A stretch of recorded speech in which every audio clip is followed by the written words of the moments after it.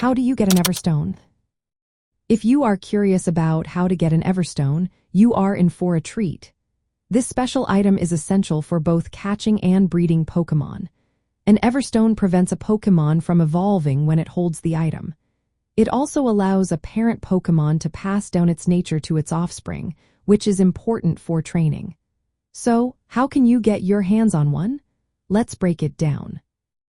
First, you can find Everstones lying on the ground in specific locations.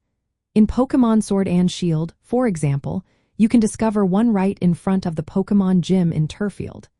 There are also Everstones in the Crown Tundra region, like in the Roaring Sea Caves and near the Giant's Foot riverbank. If you are playing Pokémon Scarlet and Violet, keep an eye out for Everstones in the wild as well.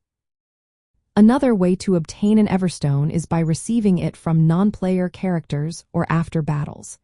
In Pokémon Ultra Sun and Ultra Moon, you can get an Everstone as a reward from Alima once you defeat him in the post-game. This is a great way to add to your collection without much effort. You can also purchase Everstones from shops.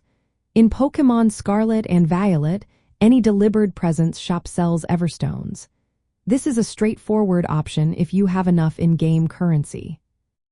If you enjoy digging, the digging duo in Pokémon Sword and Shield can help you find Everstones.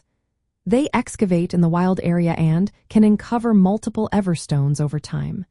It is a fun way to gather items while exploring. Sometimes, Pokémon that you send on Poké-Jobs return with items, including Everstones. So, don't forget to check back on your Pokémon after their jobs. You can also steal an Everstone from wild Pokémon using moves like Thief or Covet. For instance, you can find Roggenrola in 10 Carat Hill in Pokémon Ultra Sun and Ultra Moon, which may be holding an Everstone. Lastly, check your Pokémon boxes or the daycare center. You might already have an Everstone held by a Pokémon you are not currently using. Having an Everstone is especially helpful if you want to keep a Pokémon from evolving. This can be important for maintaining specific moves or appearances. When breeding, giving an Everstone to a parent ensures that the nature of that parent is passed down to the offspring. This is key for competitive battling or achieving specific training goals.